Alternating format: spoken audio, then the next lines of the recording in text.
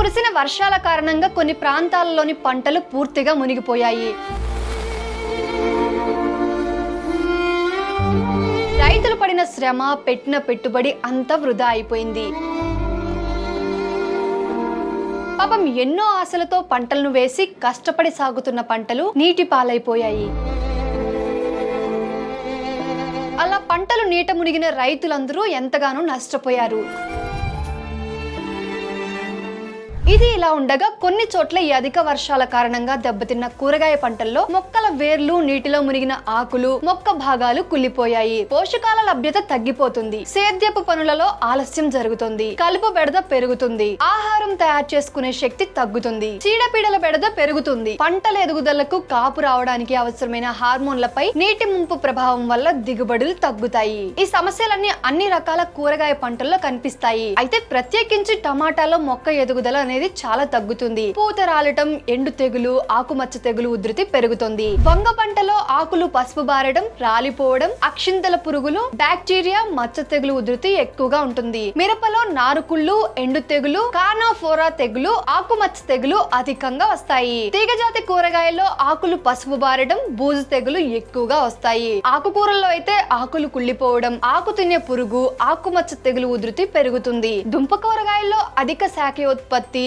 దుంపకుళ్ళు సమస్యలు ఉంటాయి. సో ఈ విధంగా రకరకాల కూరగాయ పంటల్లో రకరకాల సమస్యలు అనేవి తలెత్తుతాయి వర్షాల ధాటికి. కాబట్టి ఇలాంటి పరిస్థితుల్లో ఎలాంటి యాజమాన్య పద్ధతులు పాటించాలి, ఎలాంటి జాగ్రత్తలు తీసుకోవాలి, దీని గురించిన సమాచారం నేను మీకు ఈ వీడియోలో తెలియజేస్తాను. సో వీడియోని స్కిప్ చేయకుండా పూర్తిగా చివరి వరకు చూడండి. మీలో ఇంకా ఎవరైనా మన ఛానల్ ని సబ్స్క్రైబ్ చేసుకోకుండా చూస్తున్నట్లయితే ఫ్రీడమ్ ఫార్మింగ్ తెలుగు ఛానల్ ని సబ్స్క్రైబ్ చేసుకోండి. బెల్ బటన్ ని ప్రెస్ చేయడం మాత్రం అస్సలు మర్చిపోకండి. ఇక ఏ మాత్రం ఆలస్యం చేయకుండా టాపిక్ లోనికి వెళ్ళిపోదాం. హాయ్, హలో, నమస్తే. Welcome to freedom farming Telugu channel. నేను మీ శిరీష కందుల.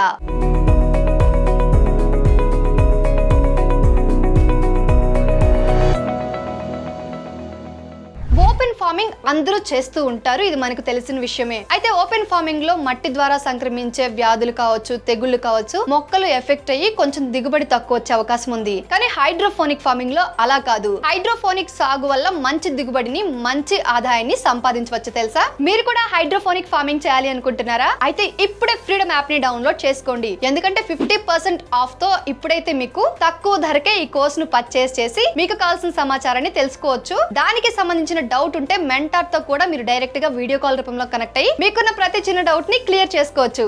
అర్థమైంది కదా? ఇంకెందుకు మరి ఆలస్యం, ఫ్రీడమ్ యాప్ ని డౌన్లోడ్ చేసుకోండి.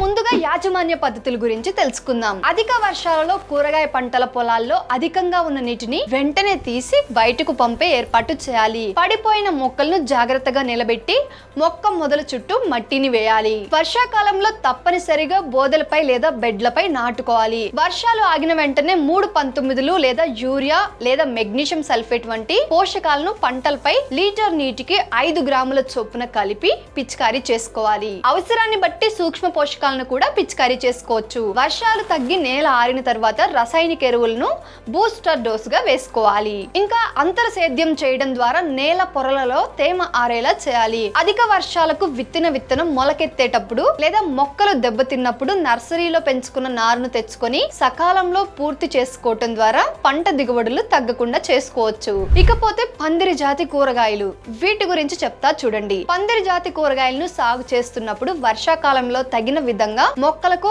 ఊతమివ్వాలి. అంటే పందిరి జాతి కూరగాయలు సాధారణంగా అంటే తీగ జాతి కూరగాయలు కాబట్టి వాటి మొక్కలు అనేవి పైకి పెరుగుతూ ఉంటాయి. సో వాటికి ఊతం ఇవ్వడం అంటే ఏంటి అంటే ఆ మొక్కలకి ఏదైనా తాడు కానీ ఏదైనా పందిరి కానీ కట్టి పైకి ఇలా పెట్టుకోవాలి. సో దాని ద్వారా అవి అలా పాకుతాయి. అయితే ఇలా పందిర్లపై సాగు చేయడం ద్వారా నష్టాన్ని తగ్గించుకోవచ్చు. కాయ నాణ్యత బాగుంటుంది, మార్కెట్ లో మంచి రేటు కూడా పలుకుతుంది. ఇంకా టమాటా వంటి పంటల్లో 1.5 గ్రాముల చొప్పున బోరాన్ లీటర్ నీటికి కలిపి పిచికారీ చేయడం ద్వారా కాపు వచ్చిన టొమాటో పంటలో బోరాన్ లోపం నివారించవచ్చు. మిరపలో అధిక వర్షాల వల్ల లోతట్టు ప్రాంతాల్లో నీరు నిలబడి మిరప పంట ముంపునకు గురైనట్లయితే నష్టం వాటిల్లుతుంది. సో అధిక తేమ వల్ల వేర్ల ద్వారా మొక్కలకు అవసరమైన పోషకాలు అందవు. దీని ద్వారా పంట ఎదుగుదల లోపించడమే కాకుండా పంట పురుగులు, తెగుళ్ల బారిన పడడం, సూక్ష్మధాతు లోపాలు ఎక్కువగా కనిపించే అవకాశం ఉంది. పంట దశను, ముంపు ఉధృతిని బట్టి తగిన జాగ్రత్తలు పాటించి ఎరువులను, సూక్ష్మ పోషకాలను వాడి నష్టాన్ని కొంతవరకు తగ్గించుకునే అవకాశం ఉంది. నీటి ముంపునకు గురై తలలు వాలినట్లయితే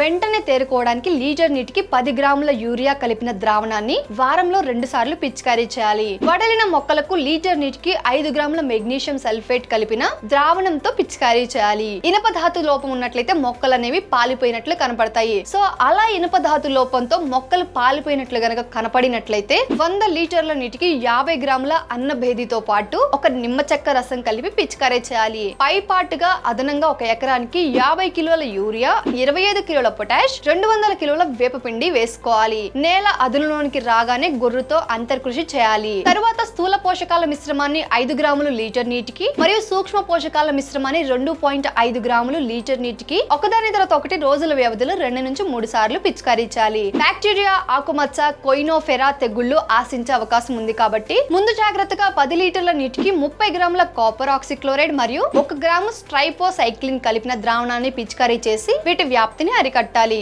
లేత తోటలు పూర్తిగా ముంపునకు గురైతే పంటను తీసివేసి ప్రత్యామ్నాయంగా వేరే ఒక పంటను సాగు చేసుకోవాలి. అయితే మనం ఇప్పుడు చూస్తున్నాం, ఈ రోజుల్లో ఇప్పుడు పడిన వర్షాల కారణంగా చాలా మంది వరి పొలాలు కావచ్చు అన్ని నీటిమయం అయిపోయాయి. సో అలాంటి పంటలను తీసివేసి చాలా మంది రైతులు మళ్ళీ వర్షాలు ఆగుతున్నాయి కాబట్టి ఆ తర్వాత కొంచెం ఎండ వచ్చిన తర్వాత వాతావరణం మారిన తర్వాత వేరే పంటలు వేసుకోవడానికి చూస్తున్నారు. ఇంకా ఎక్కువ నీటి ఎఫెక్ట్ లేని పంట పొలాలు ఏవైతే ఉంటాయో సో వాటినే కొంచెం రైతులు ఇప్పుడు అవి మందులు చల్లుకుంటూ వాటికి కావాల్సిన పోషకాలు అందిస్తూ మళ్ళీ వాటిని మంచిగా లైన్ లోకి తీసుకునేలాగా చూస్తున్నారు. అయితే వర్షాలకు మీ పంటలు కూడా మునిగిపోయాయా? మరి మీ పంటల స్టేటస్ ఎలా ఉంది ఇప్పుడు? ఒక్కసారి కామెంట్ రూపంలో తెలియజేయండి. సో ఇది వాటి మన అప్డేట్. ఈ అప్డేట్ మీకు ఉపయోగపడుతుందని అనుకుంటున్నాను. ఇలాంటి మరొక సరికొత్త అప్డేట్ తో మళ్ళీ మీ ముందుకు వస్తాను. అప్పటి వరకు మన ఫ్రీడమ్ ఫార్మింగ్ తెలుగు ఛానల్లో వ్యవసాయానికి సంబంధించి సేంద్రియ వ్యవసాయం ఎలా చేయాలి, సేంద్రియ ఎరువులు ఎలా తయారు చేయాలి, వాటిని ఎలా పిచికారీ చేయాలి, అంతేకాదండి పౌల్ట్రీ ఫార్మింగ్, పందుల పెంపకం, గొర్రెలు మేకల పెంపకం, చేపల పెంపకం, ఒకటేంటండి ఇలా చెప్పుకుంటూ పోతే చాలా ఉన్నాయి. సో ఇవన్నీ మన ఛానల్లో ఉంటాయి. ఒక్కసారి మీరు మన ఛానల్ పేజ్ ని విజిట్ చేసి చూడండి, మీకు కావాల్సిన సమాచారం తప్పకుండా లభిస్తుంది. మీరు వీడియో చూసిన తర్వాత మీకు ఏమైనా డౌట్ ఉంటే కామెంట్ చేయడం మాత్రం అస్సలు మర్చిపోవద్దు. నేను దానికి సంబంధించిన పరిష్కారం వీడియో తప్పకుండా చేస్తాను. అంతేకాకుండా ఈ ఫ్రీడమ్ యాప్ లో వ్యవసాయం, వ్యాపారం, పర్సనల్ ఫైనాన్స్ కి సంబంధించి